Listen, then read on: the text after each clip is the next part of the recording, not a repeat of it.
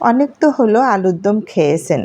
আজ আলুর দম একটু ভিন্ন স্বাদের বানিয়ে দেখাবো। আশা করি সম্পূর্ণ রেসিপিটি দেখলে আপনিও বানিয়ে খেতে পারবেন। আর একটু ভিন্ন স্বাদের রান্না করলেই যে এত মজার স্বাদ হয় সেটা আজ করে দেখাবো। তাহলে চলুন এক নজরে সম্পূর্ণ রেসিপিটি দেখে নেওয়া যাক।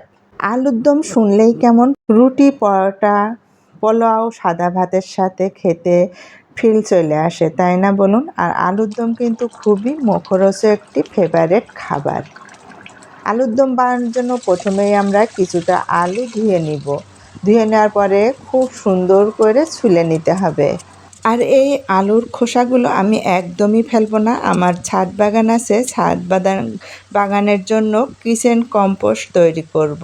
জন্য ছাদ বাগানের গাছের জন্য খুবই উপকার। এখন আমি কাঁটা চামচ দিয়ে সারা আলুর গায়ে ছিদ্র করে নিব। কথায় আছে কষ্ট করলে কেষ্ট মেলে। অনেকটা সময় ব্যয় করে এই ধরনের আলুর গায়ে, সম্পূর্ণ আলুর গায়ে আমি ছিদ্র করে নিলাম। তো কষ্ট করলে তো খেতে স্বাদ অবশ্যই হবে। তো বন্ধুরা, সব আলু আমি গা ছিদ্র করে নেওয়ার পরের স্টেপে চলে গেল 1 মুঠখানি কাঁচামরিচ, শুকনো মরিচ, এখানে পোস্তদানা 1 চা চামচ, আপনারা ঝাল যতটুকু খাবেন ততটুকু দিয়ে দিবেন। এখানে 1 মুঠখানি পেঁয়াজ কুচি, রসুনের কোয়া দিয়ে দিলাম, একটা রসুনের কোয়া দিয়ে দিলাম। সামান্য একটু পানি দিয়ে খুব ভালো করে আমি ব্লেন্ড করে নিব। এই কাজটি আপনারা পাটাতেও করে নিতে পারেন। কিছুটা সময় ধরে আমি ব্লেন্ড করে নিচ্ছি খুব ভালোভাবে মশলাগুলো পিষে নেওয়ার জন্য।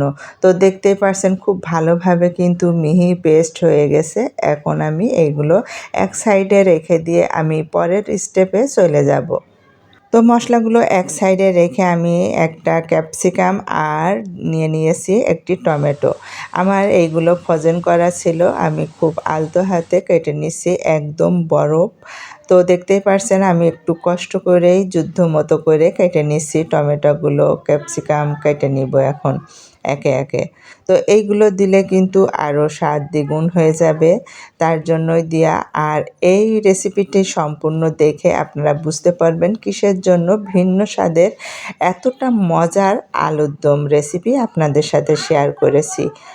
তো একে একে টমেটো আর ক্যাপসিকাম কেটে নিলাম। এখন আমি পরের ধাপে চলে যাব। কি করতে হবে, আলুগুলো একটি ডিশে নিয়ে ক্যাপসিকাম আর টমেটো দিয়ে দিলাম, সাথে আছে বেশ কিছুটা মটরশুঁটি।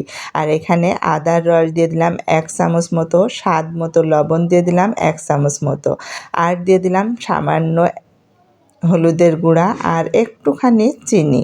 এখানে দিয়ে দিলাম জিরার গুঁড়া, ধনের গুঁড়া আর গরম মশলার গুঁড়া। তো এখন প্রায় 1 বাটি মতো আমি গরুর দুধ দিয়ে দিলাম। গরুর দুধটা আগে জ্বালিয়ে রেখে ঠান্ডা হয়ে গেছে, এখন দিয়ে দিলাম। আর সেই মশলাগুলো দিয়ে হাত দিয়ে খুব ভালো করে মেখে রেখে দিব প্রায় 20 থেকে 30 মিনিটের মতো। আলুগুলো ছিদ্র করার কারণ দেখতেই পেলেন, এই ম্যারিনেশন করে রেখে দেওয়ার কারণে ওর ভিতরে সব মশলাগুলো ঢুকে যাবে। এদিকে আমি আরেকটি কড়াইতে তেল আর একটুখানি ঘি দিয়ে দিলাম। ঘি দেওয়ার পরে তেজপাতা, দারুচিনি আর এলাচ দিয়ে দিলাম। দেওয়ার পরে একটু সুন্দর ফ্লেভার বের হলে সেই ম্যারিনেশন করা আমি আলুগুলো দিয়ে দিচ্ছি। তো একটু মজা করলাম আপনাদের সাথে, আলুগুলো দিয়ে আবার উঠিয়ে নিয়ে আবারও দিয়ে দিলাম। তো খুব ভালো করে হাই হিটে বলক উঠিয়ে নিতে হবে। দুধ, কড়াই ধোয়ার ডিশের পানি একটুখানি দিয়ে দিলাম, কতটুকু পানি দিলাম দেখতে পেলেন, আর পুরোটাই কিন্তু দুধ।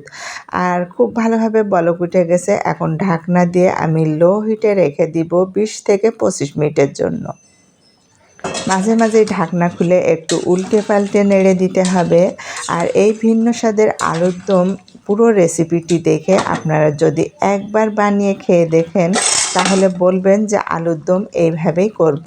তো উল্টে পাল্টে বারবার নেড়ে চেড়ে দিয়েছি। একদম নামানোর 2 সেকেন্ড আগে আমি 1 ফালি লেবুর রস দিয়ে দিলাম।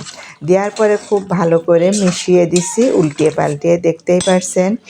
আর এই নাড়াচাড়ার সময় চুলার হিটটা একদম ফুল আছে দিয়ে দিয়েছি। তো খুব ভালোভাবে ফোটার পরে আমি এখন নামিয়ে পরিবেশন করব। আমরা আজকে পরিবেশন করব রুটি পরোটার সাথে। তো খেতে কিন্তু আলুর দম সবচেয়ে আমার বেশি ভালো লাগে রুটি পরোটার সাথে। আমি রুটির সাথে পরিবেশন করব, আর বাসার বাকি সদস্যগুলো পরোটার সাথে পরিবেশন করবে। আশা করি এইভাবে রেসিপিটি দেখে যদি আপনারা বানিয়ে খান তাহলে এর স্বাদ মুখে লেগে থাকার মতো, একদম মুখে লেগে থাকবে আপনাদের। তো পারলে এইভাবে বাসায় একবার আলুর দম বানিয়ে খেয়ে দেখবেন, একদমই ভিন্ন স্বাদের, ঝামেলা ছাড়া সহজভাবে আপনাদের এই রেসিপিটি শেয়ার করলাম। আশা করি আপনাদের খুবই ভালো লেগেছে। ভালো লাগলে আমার পাশে থেকে সাপোর্ট করবেন, আর অন্য কোনো রেসিপি নিয়ে আবারও আপনাদের সাথে শেয়ার করতে চলে আসব। রেসিপিটি ভালো লাগলে একটি কমেন্ট করবেন আর একটি লাইক দিয়ে পাশে থাকার চেষ্টা করবেন। আর আমি ভিডিওটি আর বড় করব না, আমি কল্পনা বিদায় নিচ্ছি। অন্য কোনো ভিডিওতে আবারও দেখা হয়ে যাবে। সেই পর্যন্ত সবাই ভালো থাকবেন, সুস্থ থাকবেন। ভিডিওটি কিন্তু আর বড় করব না, আজ পর্যন্ত এখানেই বিদায় নিচ্ছি। আল্লাহ হাফেজ।